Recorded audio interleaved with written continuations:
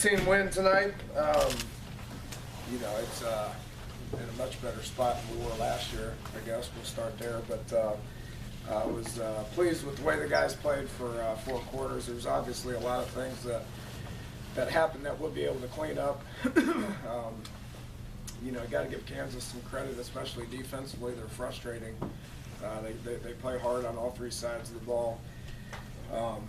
Just make it challenging to be able to run them out of the stadium, so to speak. The way we started, you know, we moved the ball well. Just had a hard time finishing drives. You know, and then coming out after halftime, you know, the whole theme for the whole week was to come out after halftime and play a better second half than you did first half, and I do not think that happened on offense. Thought it did thought it did happen on defense, and then it did not happen on special teams as well. So, you know, I thought Josh Lambert was great. I thought Mario was the fastest player on the planet today. You know, our defense can't say enough about the performance that they put out there. Forcing them to punt 14 times is amazing. That number would probably go down a little bit if we were able to get a turnover every now and then, which is mind-boggling that we're not able to get. So we will continue to address that. Offensively, we will continue to address finishing drives. Special teams, we will continue to address the big play, the glaring mistakes that you guys saw in addition to that. If it wasn't for that, I thought special teams played well. Offense moved the ball, just didn't finish. And then defense obviously was the story of the night. So with that, we'll take some questions. Coach, you mentioned a couple years ago when you guys played Bowling Green that you were kind of disappointed with the attendance that day. With this being homecoming and the stadium not being so full, were you kind of disappointed in what you saw with the crowd today? Well, yeah, we want sellouts every game. You know, it doesn't make a whole lot of sense to me that we wouldn't have a sellout. But you know, why it wasn't, I don't know. It was last week or 2 weeks ago. I don't know. I mean, I got my own worries. That's not something that I really worry about. Can you talk a little more about what you guys did do defensively? Obviously, the number of punts. I mean, I think passing-wise, too, you really held them down. Yeah, you know, we stopped them. You know, we stopped them. So I thought our rush defense was great.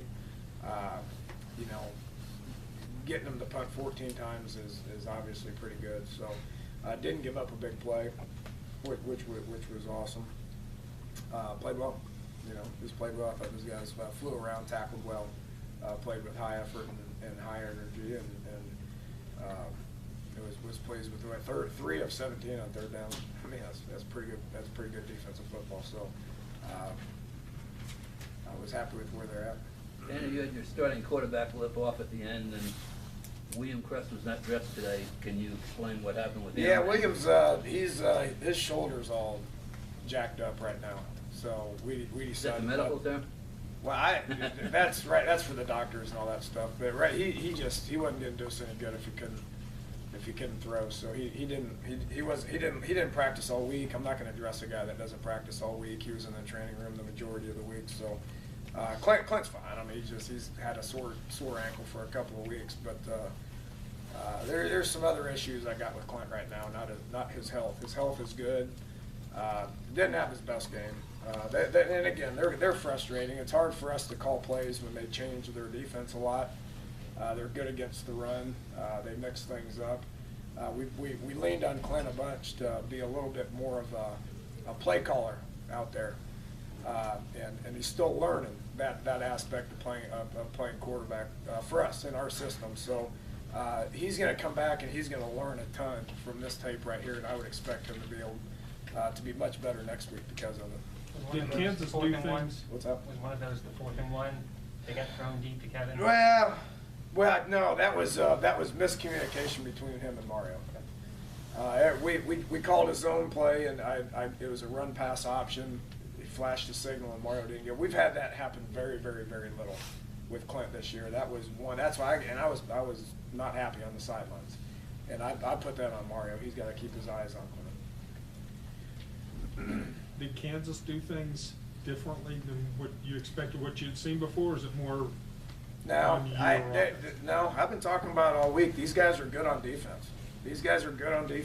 You know, they're I thought they were good last year. If you look at all their tapes, they get big played every now and then. You know, they get put in bad situations, you know, because of some other reasons. But defensively, they've held their own a lot, and they've been put in a lot of bad situations from their offense.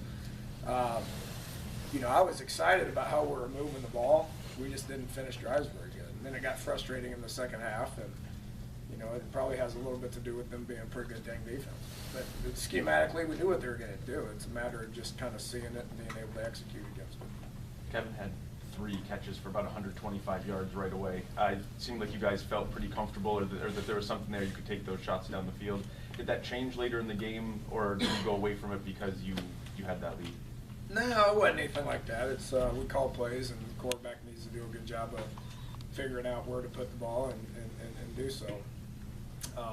Tried to get it to them a couple other times, and we weren't successful. It has something to do with you know, what they're doing defensively. They're pretty good. They got good corners.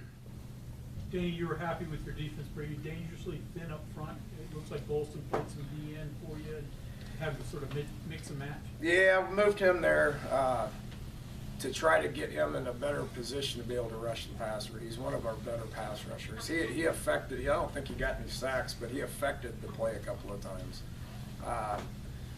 You know, so I was pleased with the way we played up front. You know, we got to continue to get better at it and continue to get pressure on the quarterback. Next week's going to be a whole different deal. You know, they're going to throw the ball all over the place, and we're going to have to get guys in position that are able to get to the quarterback. So that was a step toward in the right direction. Oklahoma, Alabama, those guys are more power football teams where you need bigger bodies up front. When you play more spread teams that we're going to face here over the course of the next 7 weeks, you better get guys in position to be able to rush. Didn't play Hyman, I don't believe. He did not dress. His knee's still jacked up. So long term, I don't know. We're still evaluating that. But he hadn't practiced in a week and a half, so he's at this point in time he's out. I assume that was part of it, that you had 2 new starters, he and linebacker. Muldrow. That was because we put Brandon Golsonet in, partially because we have Muldrow that's been playing much better.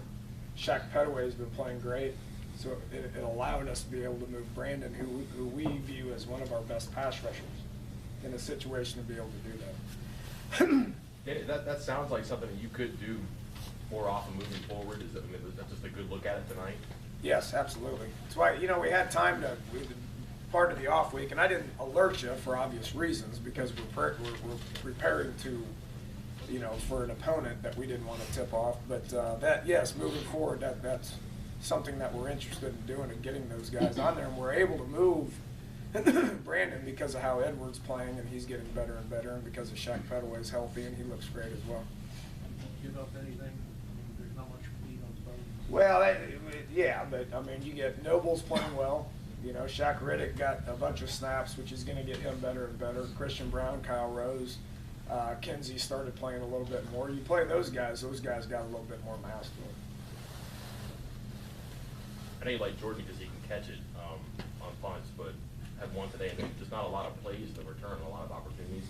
Is he definitely the guy there, or is that something you revisit Well, for someone who wants to do it? If we had more people that we liked, we'd probably put him in there. You know, catching punts is not the easiest thing that you do in football. It's probably the hardest thing that has to happen. You know, we're recruiting guys, we're working guys. At this point in time, you know, they pay us to make decisions, and we feel like Jordan gives us the best option. Extremely disappointed in what we saw tonight. Do you guys want to do that? Because it is hard. It's hard. It's low reward. Or It's low hard. risk, low return, I guess. It's not the easiest thing to do. And their punter was sporadic too, man. I mean, shanking them out of bounds and then knocking them 60 yards and then, you know, throwing them into the end zone and then hitting them 70 yards. I mean, the dude was all over the place. That makes it even more challenging. That one return you gave up on special teams, I know you haven't had a chance to look at it. Yeah, I haven't seen it. I don't know what happened. You know, it's you know, I thought we played really good on special teams. You got a kicker who made 4 field goals.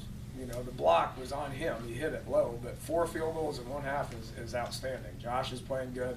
Nick averaged 45 yards a punt.